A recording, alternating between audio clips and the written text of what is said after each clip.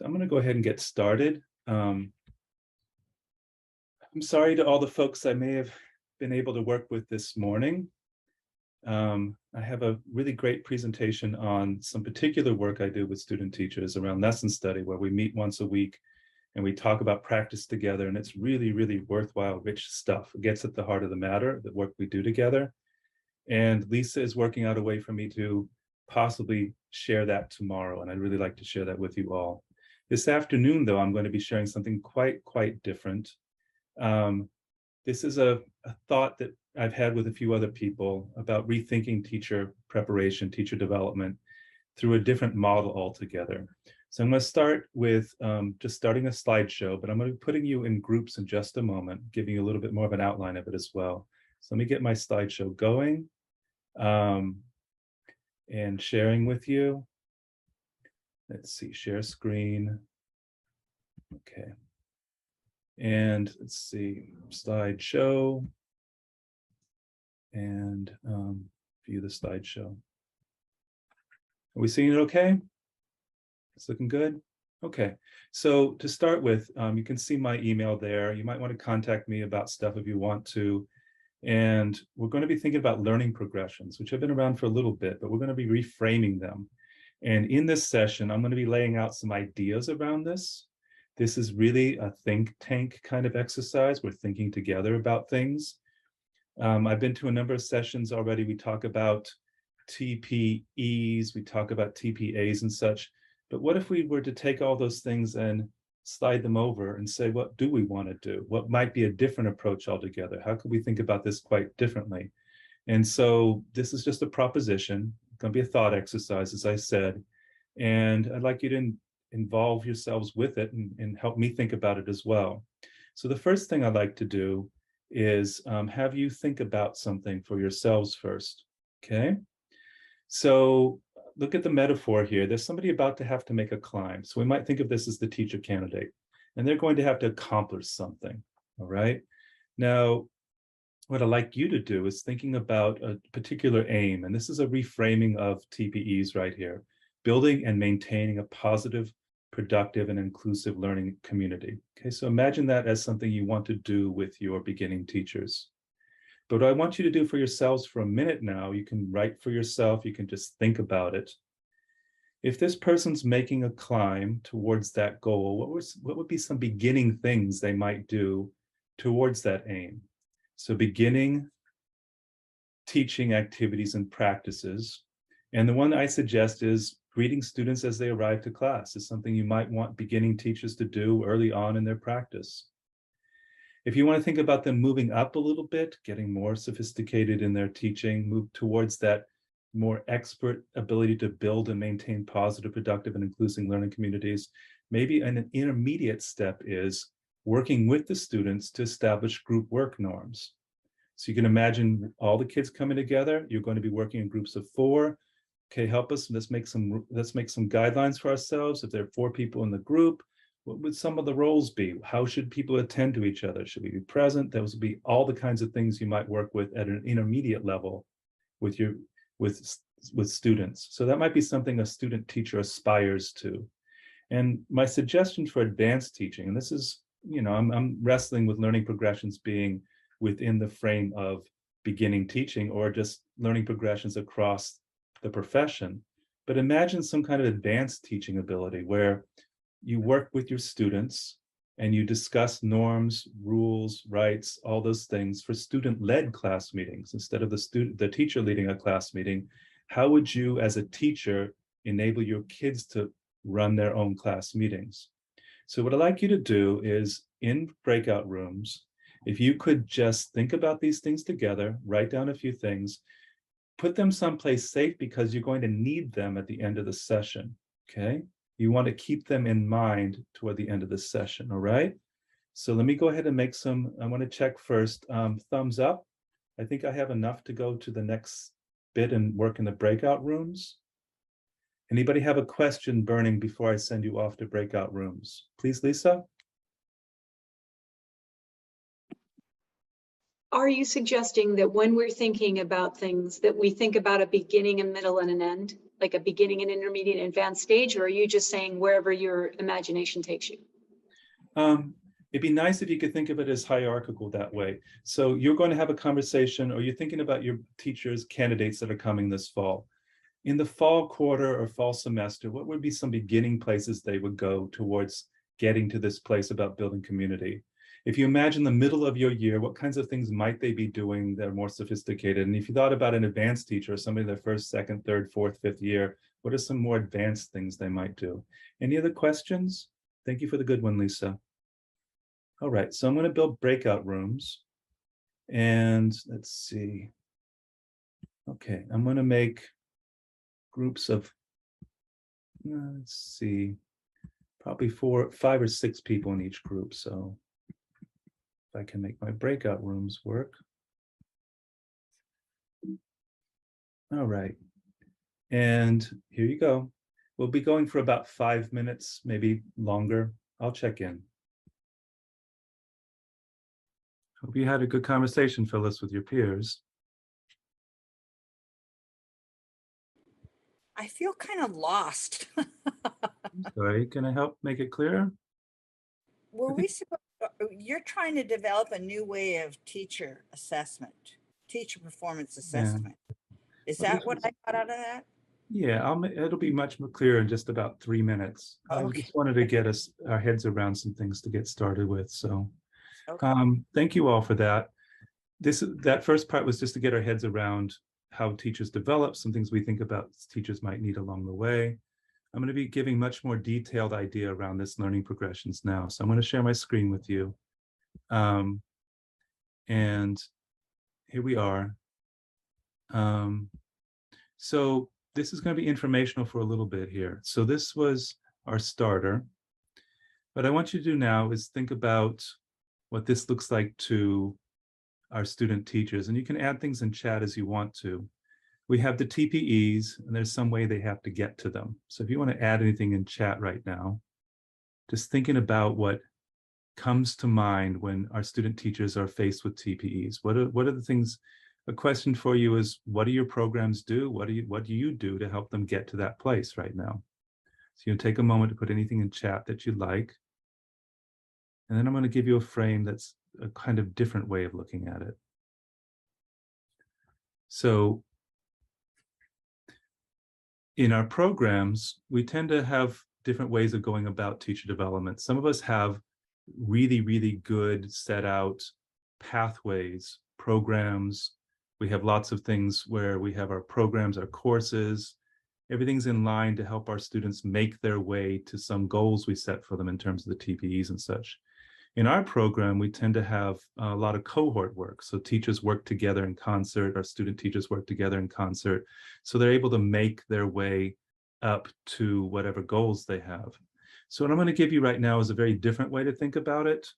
And this is more a learning progressions model. Imagine a different metaphor, a course for development carefully constructed by expert teachers that sets out worthwhile myriad paths to grow in teacher expertise. So in other words, instead of it just being random, how you might get to the top, it's actually been thought through by people like us. And these things aren't random. So this has been built, and it's been built in a way so that people can grow and learn and accomplish things, and not in a random way. And I'm using this metaphor, the climbing wall, because it does a few things for us.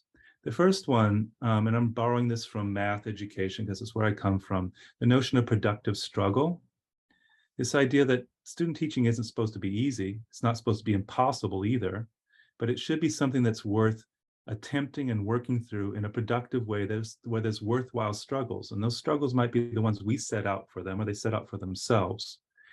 The other one is UDL, and this comes up in conversations we've had in the last session with Lisa and other folks about what does it mean for people to make their own pathways through things.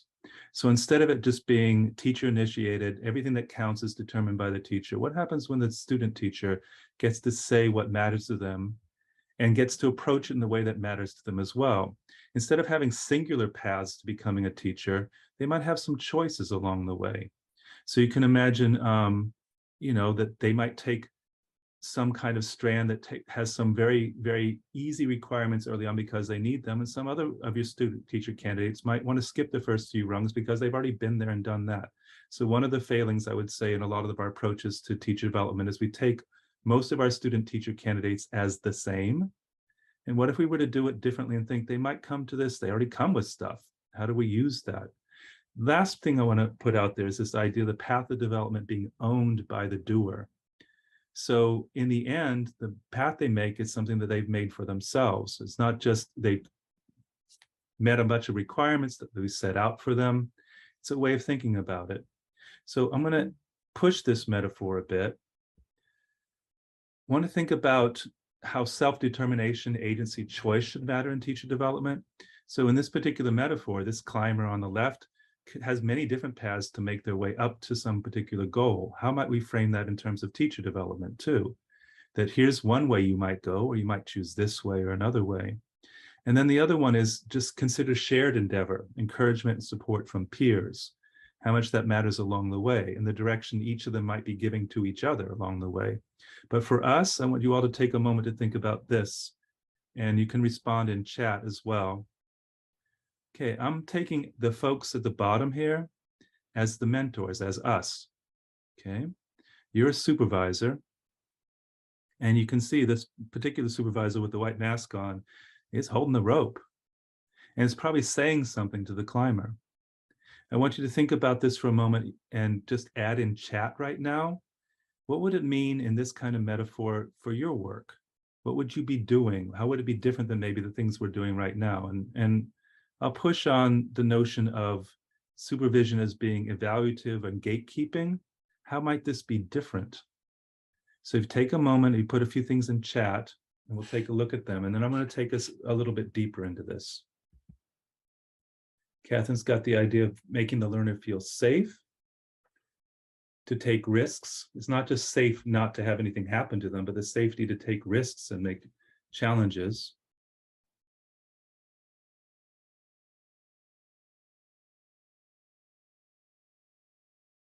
The idea of courage, supervisors helping the student teacher take risks and challenge themselves.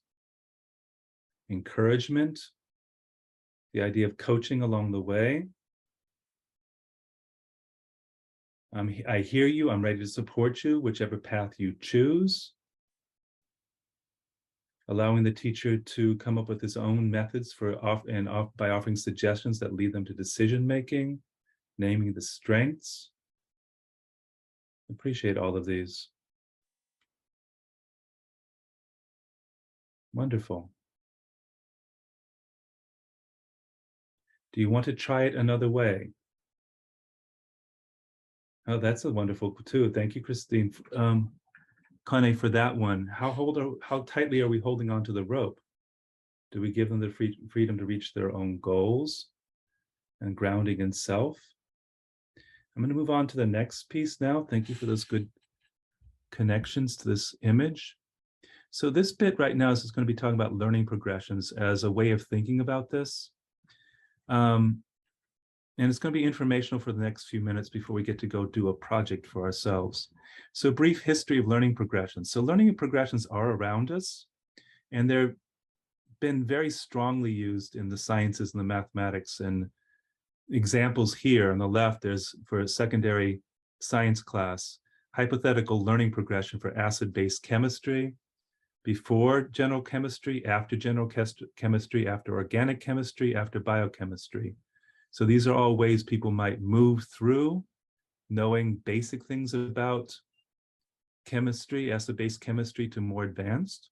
This is Graham Fletchy. Any of the math educators out there might know his work as well. He's got these wonderful videos where he walks through learning progressions, especially in primary classrooms.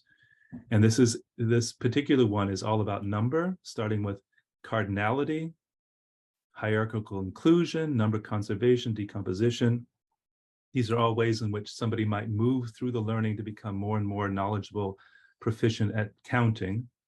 And this last one on the left is from Kathy Fosnot, and she's essentially mapped out with her peers what a learning progression for multiplication and division would be. And if you look from the bottom, you can see some of the things you might expect.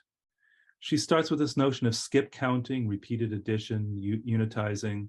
But you can see as you move up, when you get to the topmost ones, relationship between branching, repeated addition, and arrays and multiplicative situations. So you can see how the understandings go from novice to intermediate to more expert, which was kind of the exercise we were doing earlier. Now, a little bit more about learning progressions, and I'm going to, there's going to be a little criticality here, so just warning you all. Again, framing what learning progressions are about.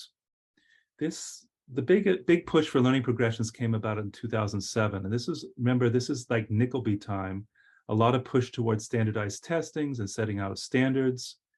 Many standards of curricula contain too many disconnected topics that are given equal priority. Too little attention is given to how students' understanding of a topic can be supported and enhanced from grade to grade. And so topics receive shallow coverage. The bottom point here, findings from research about children's learning and development can be used to map learning progressions in science. So it was a big point made a dozen years ago or so that kids can learn more than we expect. How can we map that and make it possible for them? That is, one can describe the successively more sophisticated ways of thinking about a topic that can follow and build on one another as children learn about and investigate a topic over a broad span of time.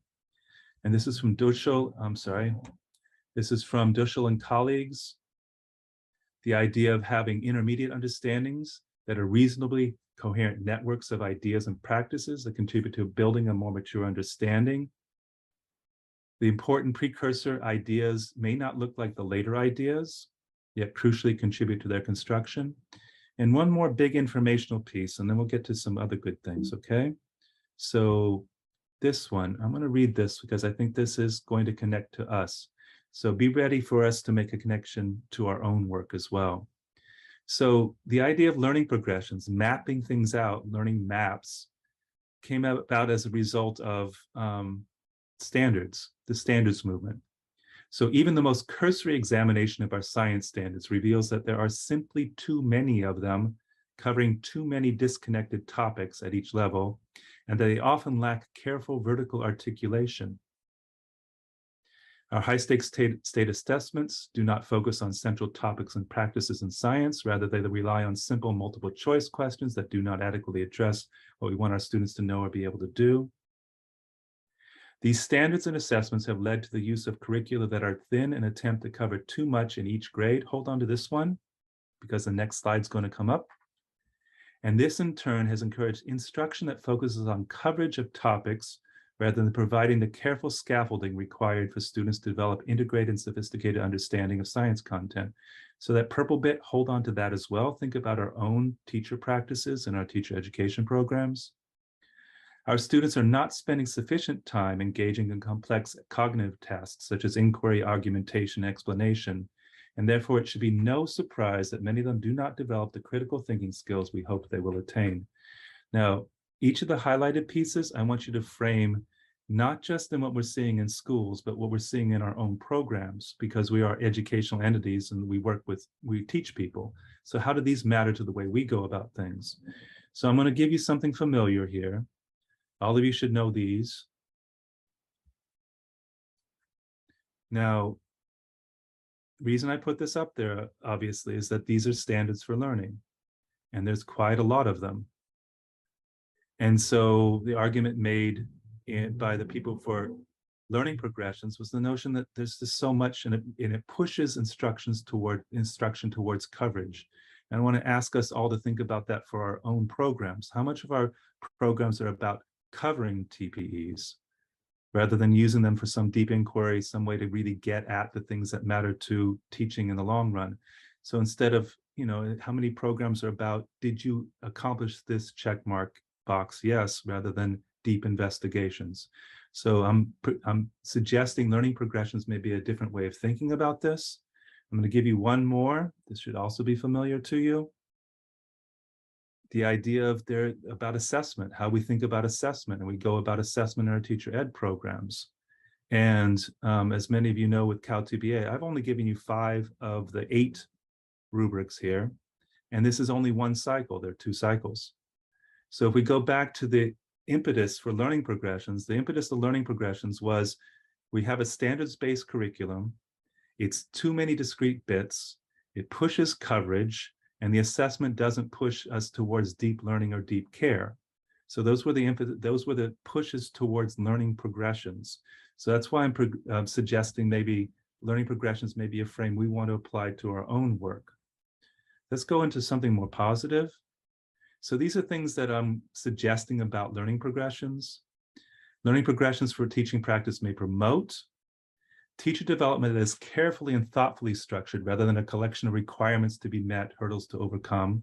And I'm sorry to say, I feel too often in my own program that I'm helping people meet requirements and helping them get over hurdles, even though I try to keep focused on the deep learning, the things that matter. One of the fundamental things about learning progressions is focusing on significant fundamental ideas rather than constant attention to itemized discrete lists of things to know or do. So for all of us as teacher educators, how close do we hold those big ideas, those central things we care about teaching? And how often do those get pushed against by the myriad requirements we're trying to do for our student teachers? Another notion is teaching as a profession. The idea that we understand our beginning teachers as novices. How do we purposely work towards expert practices? And lastly, a redefinition of supervision, moving supervision from being fundamentally evaluative and gatekeeping. Okay, think about how much of our work right now is about checking to make sure everybody's got their things, everybody's done the right TPEs, we've given them the right marker. How much of it is about making sure that they move to the next place or not, depending on where they are? What if it's pushed towards stewardship and mentorship? What if we're the person at the end of that belaying line, knowing that they're going to climb and giving them what they need to make the climb for themselves? So the idea of ourselves being the more expert others, and we're moving novices to greater and greater expertise. So these are my rationales for thinking about learning progressions for teaching practice. Now, they have been considered before. This is from 2013. There was an interstate group of folks who said, let's make some teaching standards through learning. Let's give attention to teaching standards to learning progressions. And there's links at the end of this. You can come to this one as well. Essentially, what they have is some things that people might do to grow towards more and more competence in learning standards or teaching standards. And you can see in the orange part to the right, there's like a 1, 2, and 3, and you can see how they grow over time. And this framework is really, really useful. My take on it, though, and other people's takes on it has been that it's really focused on meeting standards. And so my push, a thought for all of us, is what if we focused on something that is focused on development rather than meeting requirements? So I'm going to give you something to think about in just a moment. There's 2 ways to think about learning progressions. The first one is, as we just showed you, or as just showed you, learning progressions that help people meet standards so they can meet the standards set up by experts. But this Furtak set out this other notion of learning progressions where it's about moving from naive understandings to expertly held ideas. And that's something I'm suggesting with this. So I'm going to give you an example of something I built as a starter, and I'm going to ask you to do some work, okay, if we have enough time. And so my suggestions are that we think about learning progressions for teaching practice as stratified, moving from beginning to intermediate to accomplished. I also suggest we work with the idea of activity in practice. That means we're doing stuff to learn, not just here's a standard you should know about, but what is it the doing that makes that possible for us to understand it? Organized to allow multiple entry points, UDL style, while still holding high expectations for accomplishment, and for math folks too, low floor, high ceiling, and allowing paths that make use of diverse skills and interests beginning teachers bring to the development.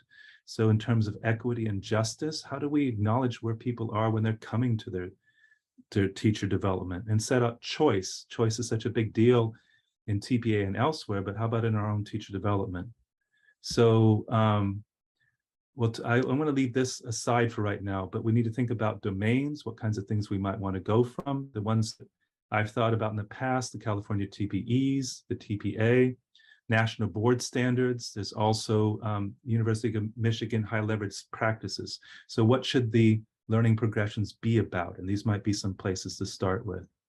Okay, so I believe this is here's my example one. Johnny, I think you have a question. Yes, I'm sorry, I've just rambled on. Please, whoever, yes, please. Magana? Yeah, it was just, I was thinking, how does this align to the California CST, the CSTPs, the California? I mean, is it going to be in sync with the standards that practicing teachers have and what the developing teachers are, the standards, totally in a more different light?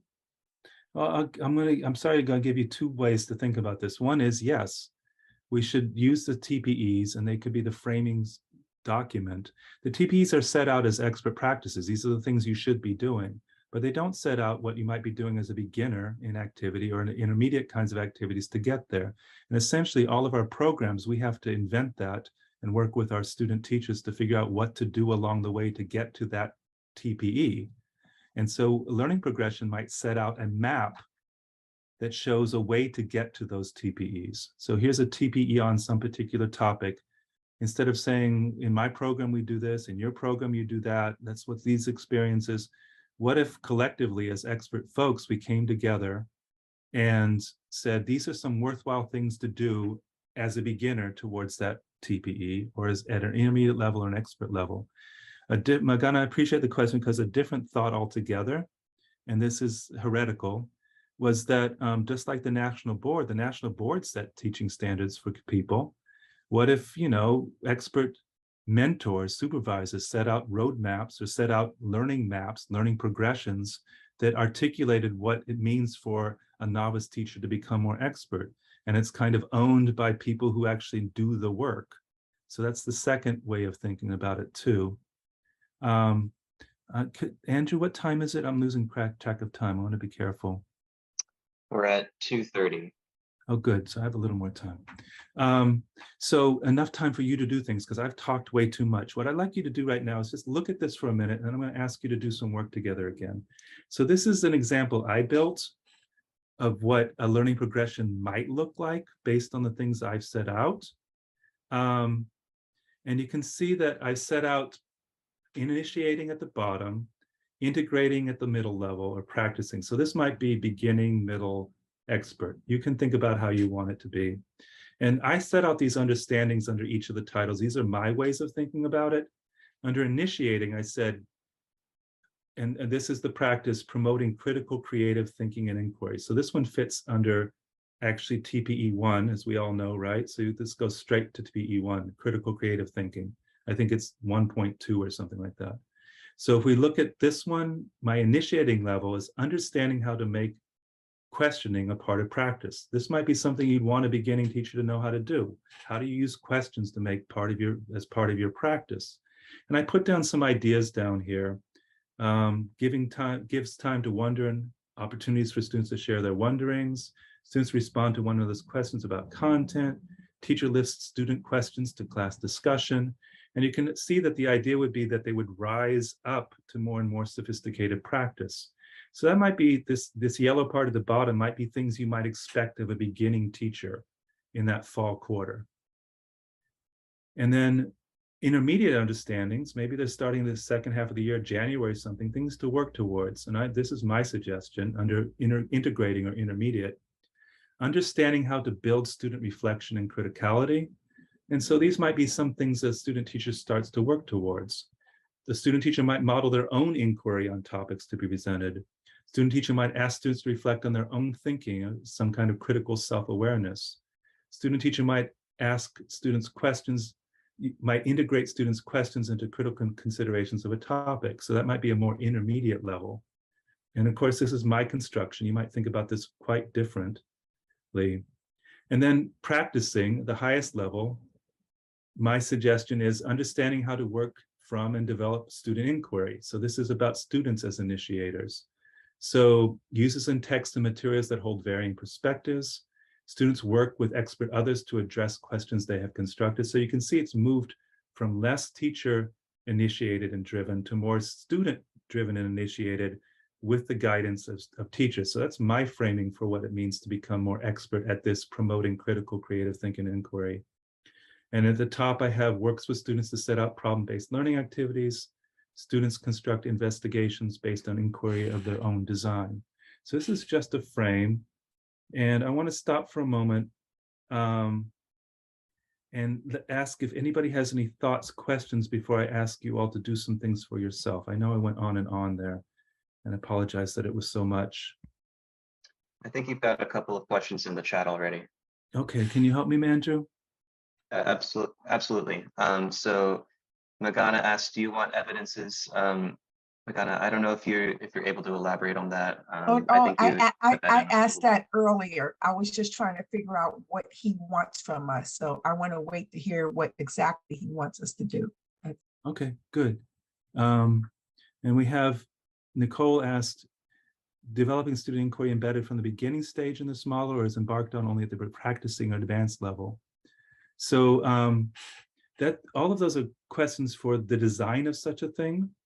So this is my idea of one, but what I'd hope to do is work with peers where we might construct such a thing. And that question might be at the heart of what would we like to see a beginning teacher at a beginning stage in their development do towards, what activities might they do towards critical creative thinking and inquiry. So, and so student inquiry might be in that first part. It might look differently than it looks at the practicing level. In the beginning inquiry part or the initiating part, it might be the student teacher encourages students to ask questions about topics. And that might be enough of an initiating place to be. Any other thoughts or questions right now? So the person that said talk moves and what you just said right now, those are like evidences. That's what you're looking for. Yeah. To match this framework. Yeah, so that's a part that I'm weak on, and we'll have to think about it. I need people like you to help me think about it. Just that part of the discourse around learning progressions is, how do you collect evidence? What does it look like? And that's part I haven't thought about much. So, but that idea of what would you be looking for as a supervisor in a practice? My map, and at least I'm going to come to you in just a moment. My idea, the big idea, is that imagine all of us having a map, something like this, across domains in the TPEs, where we could actually sit with our student teachers and they could map a way for themselves to develop in their teaching across a year. And it'd be a map that you would keep coming back to again and again. So you could imagine at the beginning, this is your beginning student teaching. Here's 5 or 6 different things you might try out in the first weeks of teaching. What do you want to try out? Every couple of weeks you come back, you go say, how'd you do on that? So you're essentially that supervisor, you're essentially that person holding that belaying line, calling up to them as they're climbing up the wall. But you have a map, you have a course, you have some way to think about it along the way. So that's the big idea around learning progressions. And that's why it differs from just having a collection of TPEs. So, Johnnie, yes, please. I want to get back to Lisa too, sorry. I appreciate what you're offering here. And to me, this represents higher order thinking skills that we're promoting in the way of less one-way transmission of information from instructor to candidate or candidate to their students. We want more deep inquiry. We want more independent thought at a deeper level. It seems to me that's what you're promoting. Yeah, and it is my prejudice, my bias here is that I want my student teachers to be the owners of their trajectory, their path. So at the end of student teaching and ever, they'll say, I did these things. I didn't just get through a program and complete all the requirements. It's dispositional too. So part of this is about setting a disposition in teacher candidates that they should own their path. They should make choices about their own development. They should not be waiting around for somebody to say, this is the next thing you should be doing. Lisa, you were waiting. I'm sorry I didn't get to you. It's fine. I love the conversation, and it's so interesting because if I'm hearing you right, you're asking us to model the paradigm shift we're hoping to offer to students. It's not how we were taught. It's not how we taught them, right? Like we didn't grow up in a space where we were asked to have autonomy and agency, and we are constantly looking for the right answer. And that's who we're dealing with as our teacher candidates for the most part. I mean, if they're older or younger, that's still their frame for most people, unless you're a Waldorf kid, what you're coming from, unless you're a Montessori kid. So this is contrary to how we learned. And that, of course, makes everybody's nerves go like that. So this is great, because I think we can't ask kids to be that if we don't model it for them. And that's what you're asking us to do, is to take agency with them and provide them with those levels and opportunities for connection to grow their way. We're the experts in providing some connective tissue, and then they grow the tissue. And the irony of it is, so much of what's set out in TPEs and the TPA asks this of our student teachers, to think about this and do this kind of work in their classrooms. But the means or mechanisms in the TPE and the TPA don't see student teachers as agentive. They don't see them as owners of the pathways. They don't see them as decision makers in the ways that we would hope they would be once they have their classrooms for themselves. One of the things I love about this job is what I find when I'm in classrooms is we say to kids a lot, okay, we're going to work in small groups. You 4, here's your prompt. Okay, go. Right. So we don't practice, we don't scaffold, we don't sequence what it is to collaborate in teacher training. So how, please help me understand how we could possibly ask them to ask that of kids if we don't do that with them. Is that an example of a possible way to help them grow? Yeah. Well, there's 2 things to it. One is we're saying to them, you should own your path and you should decide how to make your path. And we're here for you and we will give you good direction. The other one is that we're coming from teacher development with a map rather than a set of goals that they have to find, they somehow have to get to. And that map can help us better articulate to them choices they might make for themselves. So it's not an empty canvas. It's not like, well, you're just going to have to figure this thing out and we're going to give you some courses and hopefully all those things will stitch together. What if we had some kind of map that was co-constructed by mentors, supervisors, expert teachers like us? So I hope I haven't overwhelmed people.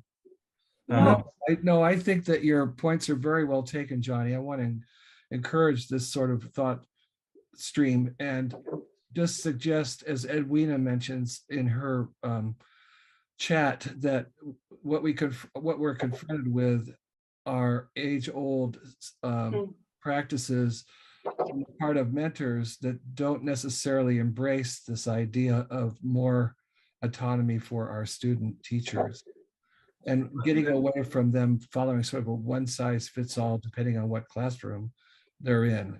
That's a challenge. But just also the idea, I'm sorry, I would say one quick thing, just how much are we licensing agents versus mentors for somebody who's entering the profession? I've always liked to hold on to my notion that I taught for a number of years, and part of my professional responsibility is to go back and help novices. That's different than being a licensing agent. And so what would I use as a tool for myself as an expert teacher?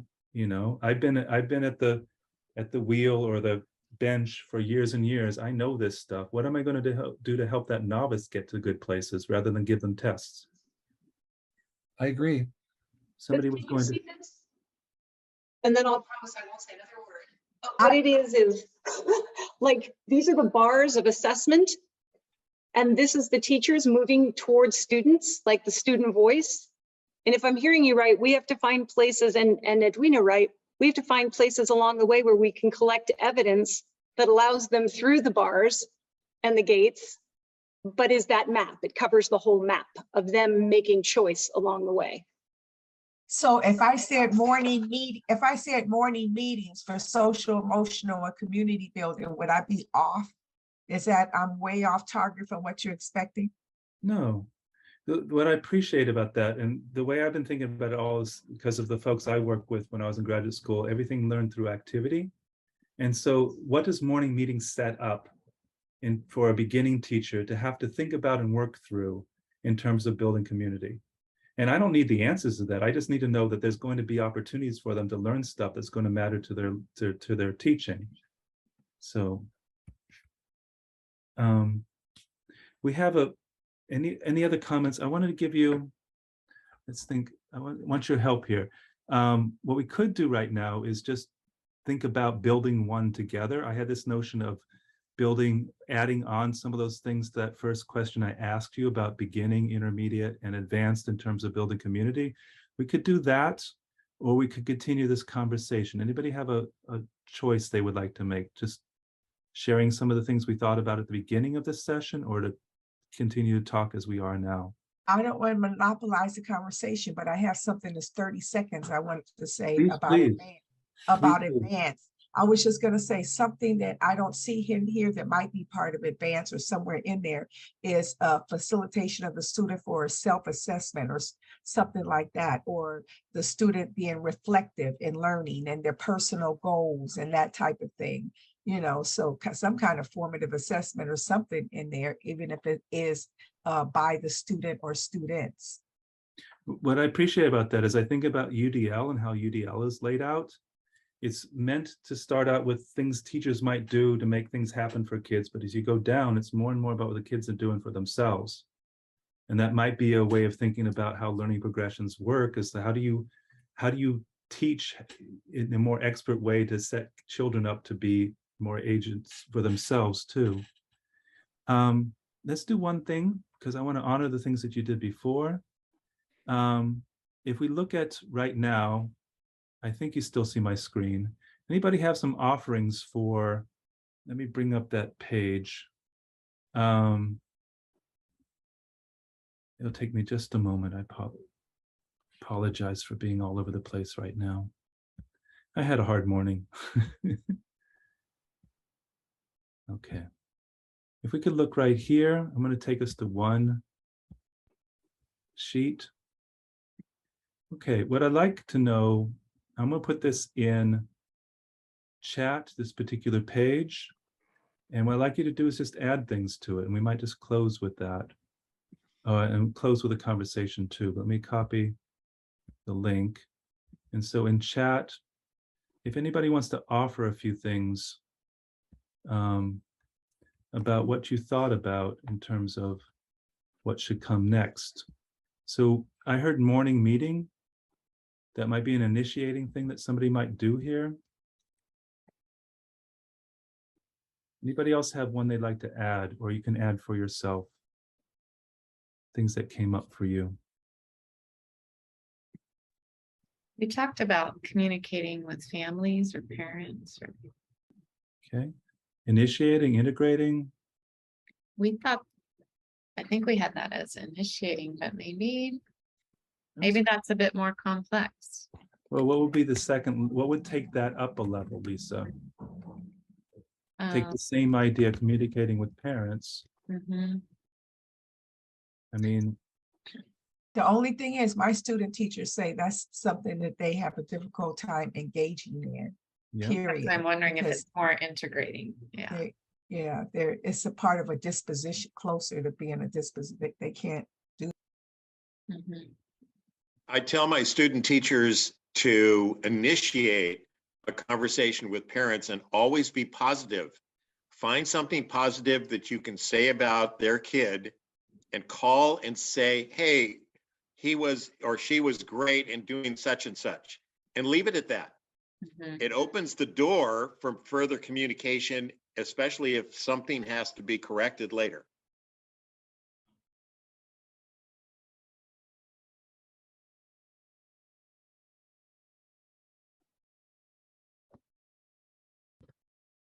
Other thoughts? I think you have a question in the chat here. Jude is asking, this is why this document is co-created with the student teacher, right? I hadn't thought of that, Jude. That's a wonderful way to think about it.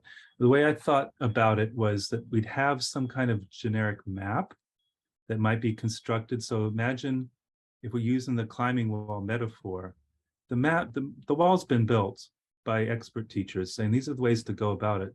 But the co-construction comes in how you approach it. Where might you start? What might be the first steps you take? What choices do you make along the way? The thing that would be tricky is that the beginning teacher may not know the things you know already. Mm-hmm. They may not know what that intermediate step is or what that expert step is at the end. And that's the place where we would be there. Is that? Yeah, I think part of the clarification was just like what Edwina said. when she says, well, but my student teachers wouldn't be at that integrating level. That would be more of a practicing piece for them. So, I think everyone starts, starting from a different place. I think we had this conversation in our group where young, new teachers in the field come in with their prior knowledge and life experiences, which can be translated into teaching. So anyway, that was my question, but this is amazing. Thank you so much for introducing this. Thank you. Janice, please. I also, I don't want to throw a wrench in the works, but a lot of my student teachers in various schools don't have the access to the parents that the mentor teacher has. So I would put something more proactive into like the back to school night, when I know that not all parents are good at being at back to school night for various reasons, but let the TC have a role, a bigger role in the back to school night, so that they can make that connection with parents. You brought up something wonderfully important, Janice, and I appreciate this too. A lot of the curricula we use for most everything makes an assumption about all people having to do it the same way, but our student teachers are teaching in different contexts.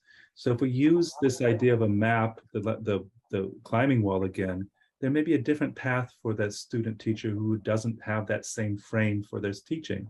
There's something else altogether they might do and still come to really worthwhile things. I appreciate that, Janice. And if I can just add one more thing, maybe even going to a game or a function in which the students are participating. I think that might be a good initiating activity as well. Wonderful. And we have just a moment. Kenneth, please. Hey, just a couple of thoughts about that. Johnny, this is wonderful stuff. Hey, along with what Janice was just talking about, is having student teachers either attend or make presentations to ESL meetings, PTA, and the groups that the administrators have for community, so they could see the broader thing that's going on in schools. So I'm going to close on this because I think this will be helpful. All of you have dozens of things that are really worthwhile, things that you do to move student teachers in their development, but we all have our collections. And imagine if we somehow came together in groups where we set out and made out and sketched maps. They don't have to be permanent maps. We sketched out possibilities for student teachers to think about these things. And so there might be some things I do in my practice as a supervisor that might be useful to someone else. Somebody else might have a notion about, this is an activity that really supports my student teacher to learn that.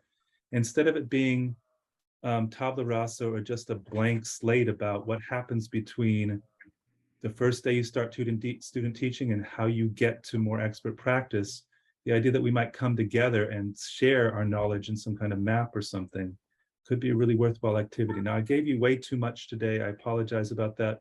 If you'd like to connect with me, my email is obviously available. This slideshow is in the resources as well. I don't know that I have much more to say. I really appreciate your patience with this today. Obviously, I gave you a lot to think about, but it's something that I've been pondering for a little while now. Yeah, I know, Johnny, I'm just going to chime in because I know you and I have talked about this as well. And I think it's really interesting and exciting. So I just want to put out there that maybe this could be one of the small groups that meets in the fall to build on what we've started talking about today. So with the end of conference survey, if you're interested in continuing this conversation, maybe coming together once or twice in the fall to contribute to something like Johnny just mentioned, where everybody shares these amazing ideas that you're bringing up. So, okay, good. Somebody's already said yes. Thanks, and just appreciate this, Lisa. And it goes back, it's sort of the notion of what the National Board did years ago. Everybody was telling teachers what their job is, what their profession is. And right now, as I set out before, the state tells us what to do for licensure, and our programs are, the academic side of our programs tells us what we should be doing as well. What are we actually doing, and how do we own our practice too? So it's a way of thinking about it. Thank you all so much. Yeah, and I think we have time if people, I see a couple hands up, if you're okay, Johnny. Yeah, I'm here. We don't have, all we have is a debrief at 3, so we have a few minutes. So Yeah, is it anybody Kene? like to I don't- start? That'd be great. Kone, could you start, please? Yeah, I just wanted to mention, because go back just a little bit to this one that we were working on, because we're talking about having positive and inclusive learning communities. And I just think it's so important that we highlight that when we create these activities and practices. We have to look at students' cultures, background, race, ethnicity, and we have to make sure that we intentionally bring those to the forefront. So if we're talking about morning meetings, we're bringing in students' funds of knowledge to the table, and that we're intentional about that, because a lot of times, you know, the TPEs don't highlight that. They don't highlight inclusivity or anti-racist, anti-bias teaching. So this is a great place for us to put it in with student teachers. So, and this was a thread I didn't highlight, but it is underneath it all. Our traditional ways of going through our programs erase so much of what our student teachers bring to their learning. And so we don't think about who they are and what they bring to their learning. We just have a set of requirements. So if you're Latinx and you're going to be teaching at one of the schools down in Watsonville where I used to teach, what does that context say about the path you might take for yourself? Instead of it being a generic path for everybody, your path might look very different for good reasons, because of what you bring to your learning and the outcomes and things you want to have for your teaching. This idea that, and I say this to my student teachers all the time, I say, I don't expect any of you to be like anybody else. You are who you are. How are you going to do the best to manifest that in your teaching? So this is different than, here's a program, here's a checklist of things you should go through. You've checked them all, here's a credential. Who are you? What do you bring? What's the path you want to take to become the teacher you want to be? So I appreciate that. Nicole, please. Yeah, I think our student teachers need more than, you know, like a reminder or suggestion, but real concrete examples by students, by leaders, people whose shoulders we stand on, they stand on, that they can go to either as actual mentors, you know, supplemental mentors, Yeah. or resource folders, or just visuals and videos and audios. I mean, I create a huge file based on who my student teachers are that year, a resource file, and then I draw from the previous years. But I don't know of any bank of resources that we're all sharing as a department in my teacher ed program. And it would be great to have, you know, like, so it could be categorized by, you know, academic subject, by topic, by learning skill, by building, you know, humility and transparency in the classroom, by engaging in critical conversations, by, you know, addressing race among mixed grade level. You know, it could be cross-referenced, but I just think we expect those students to go, just hear us and go right to it, but they actually need people to talk to and see doing it. Yeah. Something that you make me think about as well, and this one's a painful one, so I apologize beforehand. We're supposed to model the kinds of teacher agents we're supposed to be, like in professions. And if we go through our supervision as automaton, as people who just make sure things happen for them because they can get their credential done without showing the kinds of stepping up, being responsible to our teaching and to our peers, all those things, you know, what kind of model are we? So it's just another way to think about it. I gave you all this heavy stuff at the end of the day. Sorry about that. I was just gonna say, I believe a lot of us have been doing that, even though it's not part of the job description. So I just wanted to give. That's the part, and Morgana, I appreciate this so much, because I've been teaching for a while, and I keep thinking about how come so much of my career is always having to be subversive rather than being in the middle of it. And so this one notion about these learning progressions. How do you step on and say, this is what I own and this is what we should be doing, rather than saying, I'll do it on the side and you're going to get the good stuff from me while we have to do this other stuff first. So it's almost 3 o'clock. I'll be around for a couple minutes before. I'm going to be in one of those rooms, whatever, for the debrief too. We should talk about other stuff too. But I appreciate your patience with this. I know it was a lot this afternoon, but you know, obviously there's a lot of care we all carry into our teachings. That's where I start as a supervisor. I'm a teacher. So how do I show that in the work that I do? Thank you all. Thank you, Johnny. All right. You'll have a great rest of the day.